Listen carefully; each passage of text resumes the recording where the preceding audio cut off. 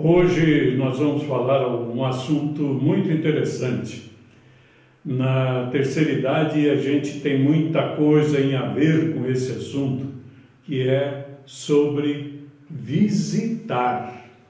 Visitar é um exercício que faz bem. Nós temos aqui até um pequeno guia, mas a gente dificilmente vai inteiramente por ele. E essas visitas, Ed, a gente tem que viajar, tem que ir para um bairro distante? Como é que podem acontecer essas visitas? Olha, é meio interessante a gente falar sobre isso, porque visitas, existem vários tipos de visitas.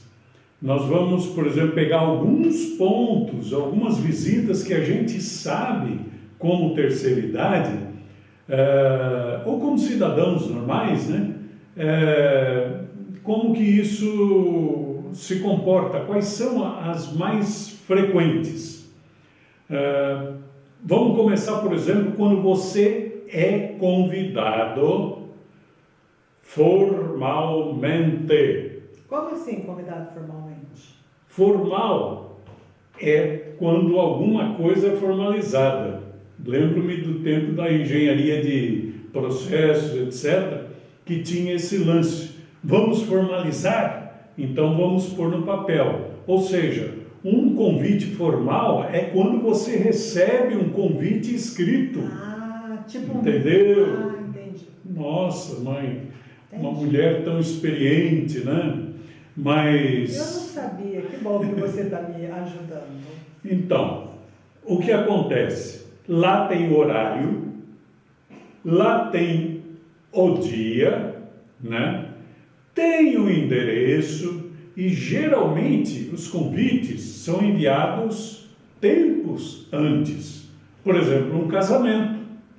Mas espera, hoje, pode esses convites assim, só de amigos, tem que ser no papel, através do correio, ou pode ser hoje, nos dias atuais de hoje, né? Claro, de hoje, via e-mail? Pode ser, né? Olha, como é que acontece? A maioria hoje acontece por e-mail, mas convite de casamento são raros aqueles que são feitos por e-mail. Esses aí tudo bem. Estou falando uma visita entre amigos, pode ser por e-mail, né? Por exemplo. Por telefone não pode? Oi? Por telefone? Não, eu estou falando de convite formal. Tá bom. Aqui, não estou falando de outro tipo, né? Formalizou, você sabe a hora que tem que chegar, você sabe o dia, você sabe o endereço, você tem que fazer uma confirmação ou não até um determinado prazo. Então, tudo isso está escrito ali. Agora, o que acontece? Você não é o rei da cocada, ou a rainha da cocada. Eu vou chegar um pouquinho mais tarde, porque brasileiro tem muito disso, né?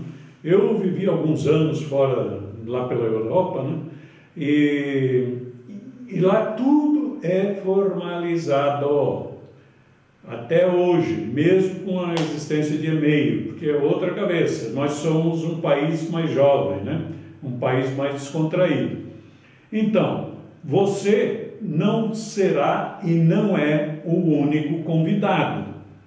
O seu atraso pode, digamos assim, comprometer o andamento da festa.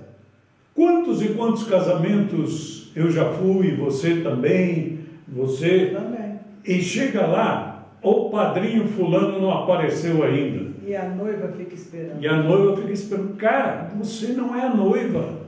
A noiva é que tem um dever e a obrigação de atrasar para criar o charme, né?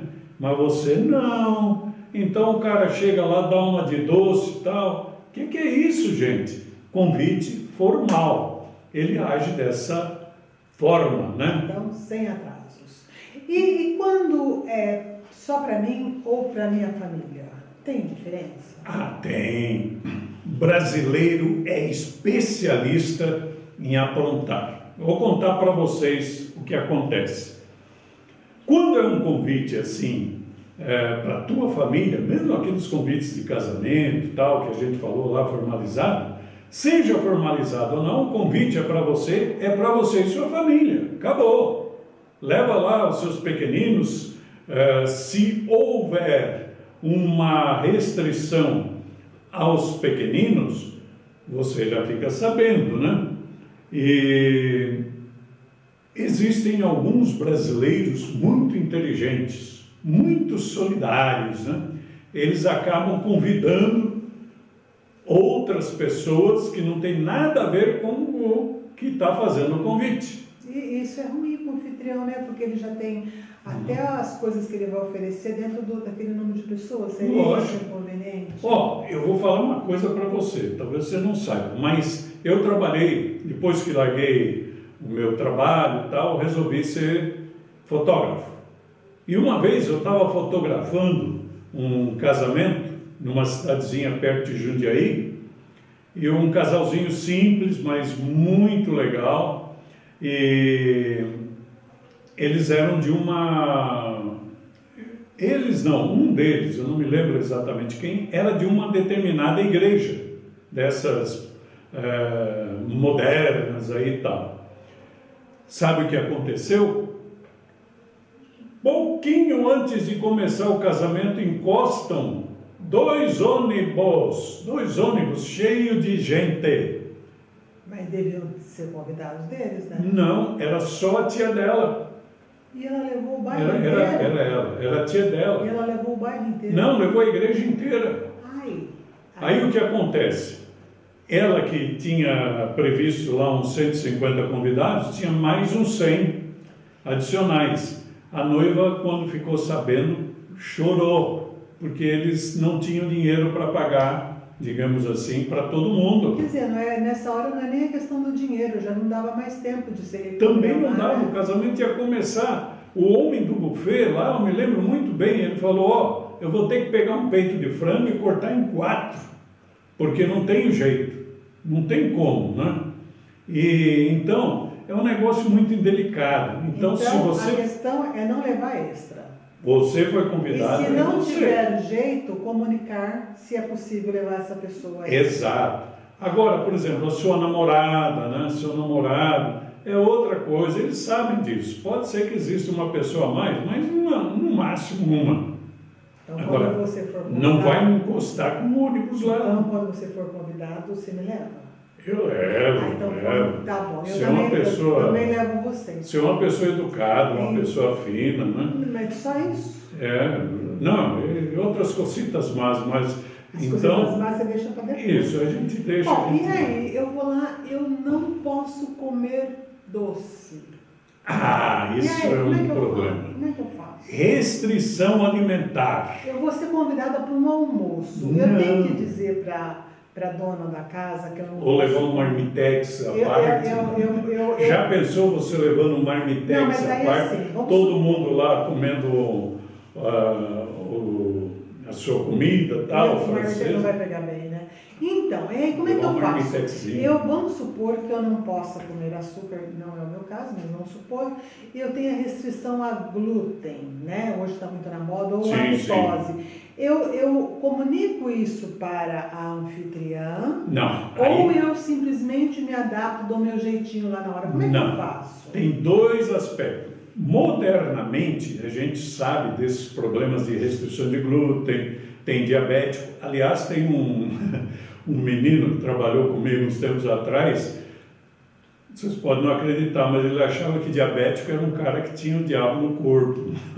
Eu disse, não é nada disso, cara. Diabético é restrição. Então, quando você faz o seu convite para a pessoa, comece a colocar dentro desse seu convite uma observação. Havendo restrição alimentar, a favor comunicar. Aí fica fácil para ambas as partes. Exato. Entendi. Porque aí, se é um ou dois casais, ou uma ou duas pessoas, não compensa para quem está convidando, né, se preocupar muito com isso. É mais elegante, mais educado pegar o telefone, ligar e dizer assim, olha, você não pode me ajudar? Você poderia trazer alguma coisa? Eu mesmo preparo aqui, ou você prepara?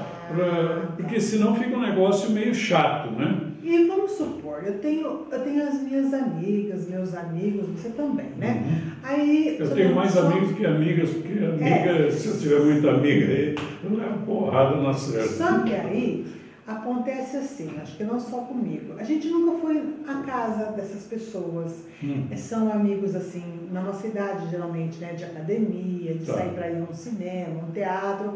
E raramente vamos à casa da pessoa. Mas vamos supor que um dia lá eu resolva ir fazer uma visita programada, tudo de acordo com como nós já falamos. É de bom tom eu levar alguma lembrancinha, alguma coisa? Ah, mas o interessante é o seguinte, quando é a primeira visita, assim, né? Educadamente, né? Você leva um presentinho, primeira visita, né? É interessante. Uma flor, um chocolate, por exemplo. Ou se a visita vai ser muito longa, assim, se você percebe, né, que é um aniversário, alguma coisa, a visita vai ser longa, leva um presentinho, além do aniversário, logicamente você vai levar o seu presentão, né? Mas leve, por exemplo, um ramalhete de flores, uma caixa de chocolate, leve alguma coisinha para, digamos assim, para você ser um convidado, assim, não um convidado trapalhão, mas um convidado sociável, né? Bom, então eu não posso jamais ir visitar sem ser convidado. Então, não, jamais. Ó, visitar, né? Sem ser convidado? Jamais. Jamais. Você não é bicão. Certo. E como é que seria uma mulher bicão? Bicona? Talvez. Então, e tomar cuidado quando um amigo te convida para ir na festa de outro que você não conhece. Muito cuidado, porque é um negócio deselegante. O teu amigo é muito amigo lá do Zezinho da esquina, né? Do Antoninho da farmácia. Aí o Antoninho vai fazer uma churrascada, você leva... Pô, é a mesma coisa que a gente discutiu antes, né? Não vai levar de jeito nenhum. Não seja mal educado. Isso é falta de educação, né? Olha, sabe o que eu pensei agora? Nós estamos lá, já cheguei, as outras pessoas também já chegaram e tal. E aí começa-se a falar de política, religião, não, mas esporte. Peraí, deixa eu te falar uma coisa. Aquele negócio do bicão, eu já entrei numa fria. Por quê? Porque é o seguinte, eu era jovem ainda, né? Bem mais jovem, bem mais bonito do que sou atualmente. Faz muito tempo. Faz. O Brasil tinha sido, acho que, tricampeão só, tal, aquele negócio, né? Um colega me convidou e era na churrascaria, era um casamento. Eu fui lá, dei com os burros na água, você sabe por quê? Porque era aquele tipo de casamento que você tem que pagar a sua parte. E você estava duro? Eu estava duro, né? E voltei, saí, o amigo, não, cara, lembrei agora, tem um negócio. Não, mas não quis ficar, não. Eu não tinha dinheiro nem para andar de ônibus, imagina. Essa parte a gente pula. Então nós chegamos lá, tá todo mundo. Não é de bom tom discutir política em reuniões de amigos, principalmente quando a gente sabe que tem outro posicionamento. Religião, política, futebol. É melhor deixar para lá, né? Você se sente o rei da cocada, tá ali discutindo um assunto sobre religião, política, futebol, ou sobre um assunto de trabalho que só você domina. Ali não tem mais colega seu de trabalho, se tem um ou outro só, né? Isso é ridículo. Você sabe o que você me fez lembrar? Assim, em tempos de internet, por exemplo, nas últimas eleições, né? Eu sempre tomava muito cuidado, mas acho que todo mundo viu, né? Tinha dois amigos, grandes amigos ou duas grandes amigas, cada uma a favor ou contra determinado candidato. Houve casos de ruptura de amizade por causa disso. Então, é assim, não foi o meu caso. E qual era o meu posicionamento nisso? Eu lia o comentário, que eu não era favorável, mas eu ignorava. Eu evitava fazer qualquer tipo de comentário e tal, porque eu acho assim, todos nós, cada um tem o seu posicionamento, suas verdades, seus conceitos, mas só que isso tudo tem que ser preservado em favor de uma amizade. Eu acho também. Cada um na sua. Se você é muito fica amigo, polarizando. Preserve a sua amizade, né? Não, fica polarizando, não seja... O dono da casa vai chegar lá, educadamente e tal. Isso aí é a mesma coisa, por exemplo, quando você vai visitar uma pessoa doente, né? Você vai lá, você sabe que o cara está em recuperação ou está no hospital, né? Aí chega, e eu já vi um caso desse, tá? Quem que não viu, né? O sujeito chega e começa a falar de doença. Ou de morte. Ou de remédio, ou disso, ou daquilo. Não, você vai ficar bem, fica tranquilo, porque tem vida após a morte.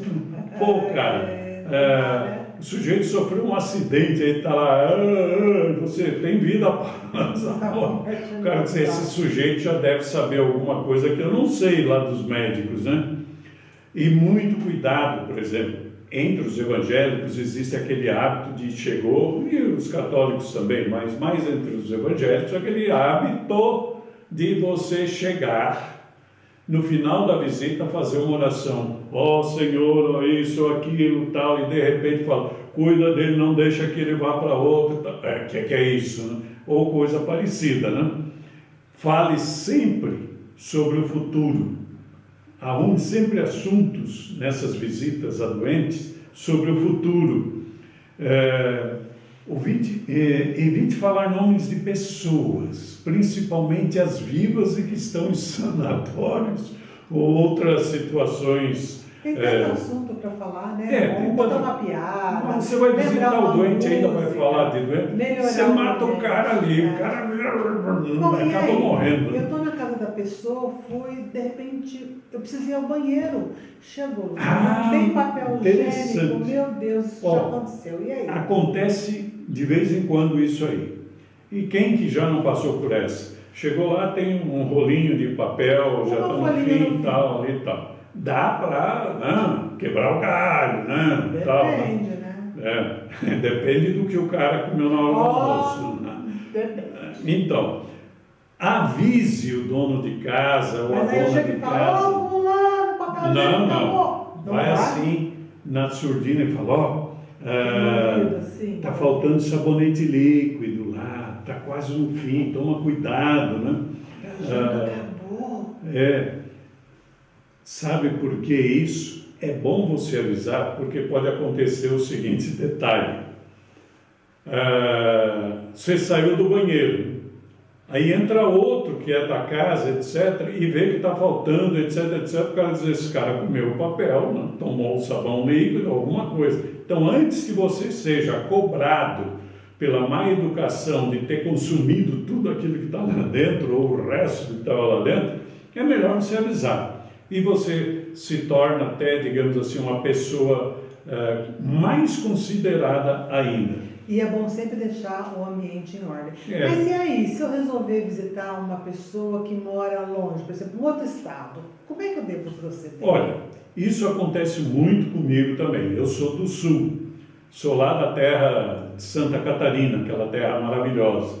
É mesmo? Mas me criei lá no Rio Grande do Sul boa parte da vida, lá em Porto Alegre. Então, a gente tem o hábito de volta e meia estar viajando. Eu procuro fazer o seguinte, eu procuro seguir os hábitos de quem eu vou visitar, mesmo que seja meu irmão, meu sobrinho, eu sempre procuro ir numa época favorável à pessoa, né? Que está me convidando. Isso quer dizer o quê? Por exemplo, se a pessoa que eu vou visitar tem filhos pequenos, eu procuro ir numa época que não tem aula. Mas você vai numa época que não tem aula. Por quê? Você vai chegar lá, você vai atrapalhar. A rotina, né? Você vai se infiltrar na rotina do pessoal. Período de trabalho também da pessoa, que a pessoa trabalha aqui, tem que sair e deixar a casa na tua mão. É chato, né? Então, isso é complicado. Melhor você visitar assim, em épocas tradicionais de férias, seja educado e tal, né? E principalmente você observar a diferença de cidade grande para cidade pequena. Como assim? Porque em cidade grande, toda vez que você tem que fazer um deslocamento, esse deslocamento dentro da cidade é maior. Quando você está numa cidade pequena, como uma cidade de praia, por exemplo, lá em Santa Catarina, você vai a pé, às vezes, em muitos lugares. Então, você tem que considerar tudo isso. a tua logística estando numa cidade pequena, estando numa cidade grande, e as épocas certas para você visitar. Não seja inconveniente. Você viu o meu dedinho? Não seja inconveniente, tá? Então é isso. Esses são pequenos detalhes, pequenas lembranças para você ser um idoso, ser um cidadão, uma cidadã mais consciente de quem você vai visitar. Não ficar, digamos assim, mesmo que sejam visitas rápidas, constrangido nem constrangido.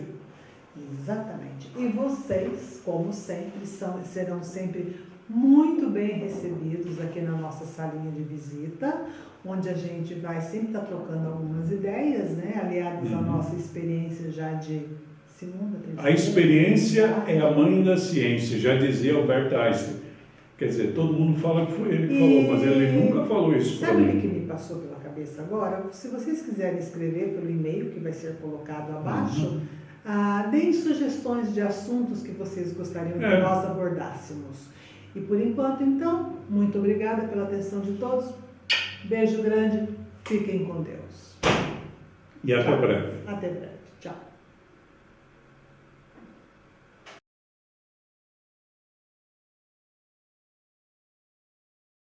Vamos ver como ficou? Acho que ficou bem. Que não ficou? Ficou. Ah.